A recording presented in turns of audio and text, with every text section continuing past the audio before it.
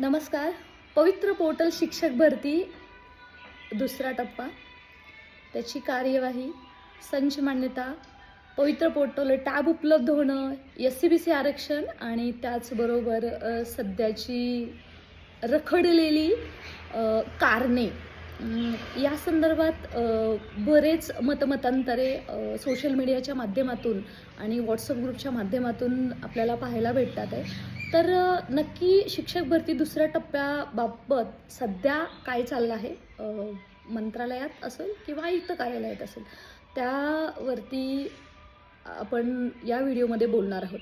मित्रांनो, सर्वप्रथम हे तितकंच खरं आहे की शिक्षक भरतीचा जो दुसरा टप्पा आहे तो जवळपास 10,000 पदांचा झालेला आहे आणि त्याचा खुलासा म्हणजे जे मुख्यमंत्री 100 दिवसाचं मिशन आहे त्याच्यामध्ये 10,000 पदं शिक्षक भरतीसाठी दिलेली आहेत आणि ती दुसऱ्या टप्प्यात भरली जाणार आहेत.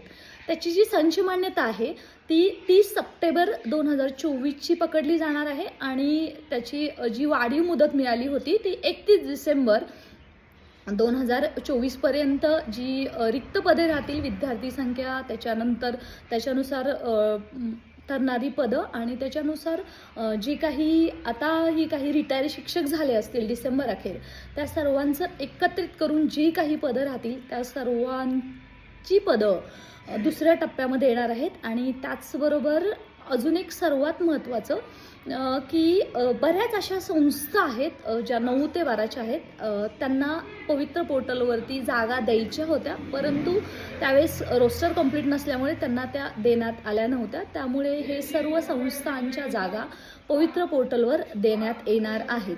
आणि त्याचबरोबर रयत बांधवांचं जोही काही असेल, समायोजन असेल किंवा त्यांना नियुक्ती शक्यतो त्यांना नियुक्तीच दिली जाईल असं नक्कीच होणार आहे. कारण जे 7 तारखेला सुनावणी आहे त्याच्या अगोदर 6 तारखेला सर्व वकिलांची बैठक होणार आहे. शासनाचे वकील, त्याचबरोबर पवित्र पोर्टलद्वारे जे काही नियुक्त झाले होते त्यांचे वकील आणि बाकीचे जे अपोजिशनमध्ये गेलेले आहेत कंत्राटी पद्धतीवरती, जे ऑलरेडी रयतमध्ये काम करत होते, त्या सर्वांच्या वकिलांचे एक विचारविनिमय होऊन त्यांचा नक्कीच 7 तारखेला बोर्डवरती केस येईल आणि तेव्हा त्यांना तिथं नियुक्ती मिळेल आणि नाही मिळालं तर त्यांचं समायोजन 100% जानेवारीच्या पहिल्या आठवड्यामध्ये त्याच्याबद्दल निर्णय घेतला जाणार आहे.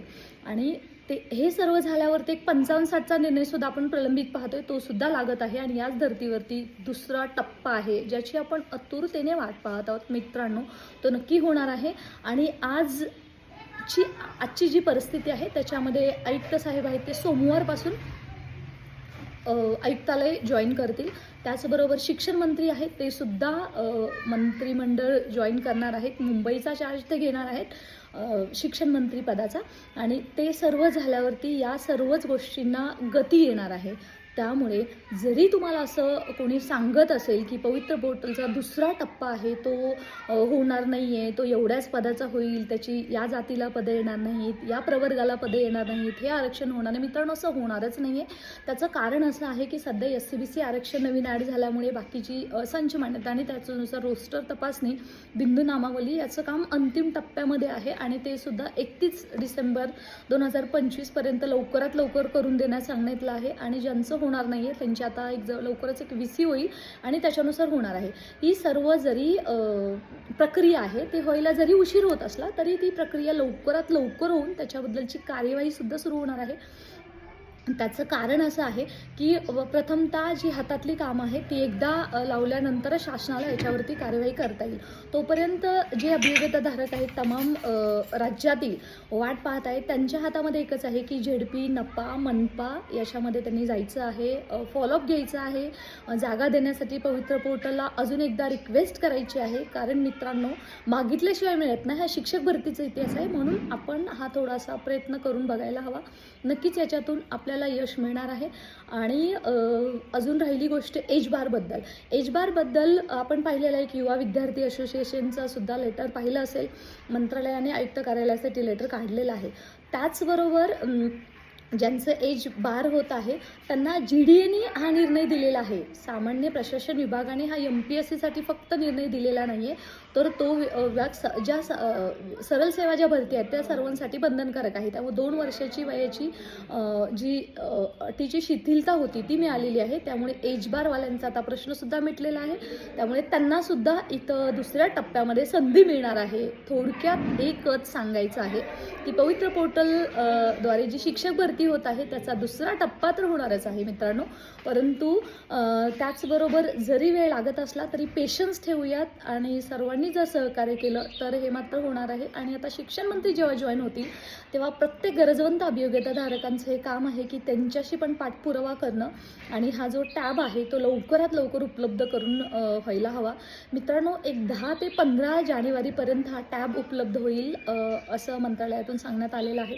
आपण पाहूया त्याच्या अगोदर मंत्रालयात आपण सर्वजण तुम्ही या, आपण सर्व जाऊ, अजून एकदा फॉलो घेऊ जेणेकरून आपल्याला या गोष्टी क्लिअर होतील आणि तिथून पुढं आपल्याला जे पुढची गोष्ट आहे ती आपल्याला सर्वात मोठी क्लॅरिटी मिळणार आहे.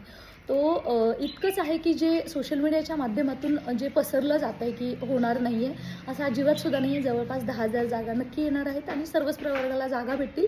कारण ही संच मान्यता आहे ती नव्याने होत आहे. नव्याने होणारी संच मान्यता सध्या ग्राह्य धरली जाणार आहे. So that's it for today. याबद्दलचे अपडेट्स तुम्हाला चॅनलवरती मिळतील. सो डू सबस्क्राईब, सर्वांपर्यंत पोहोचवा आणि काळजी करू नका. फक्त प्रयत्न करणं आणि लवकरात लवकर टॅब उपलब्ध होणं. त्याचबरोबर सेल्फ सर्टिफाय होतं आहे सध्या. जे तुमच्याकडे डॉक्युमेंट्स आहेत जे तुम्ही अपलोड करू शकला नाही तीसुद्धा संधी मिळते, सुद्धा चांगलीच गोष्ट आहे. परंतु अशीच आपण लढा उभारला राहिला पाहिजे तरच आपल्याला यश मात्र नक्की मिळणार आहे. Stay connected.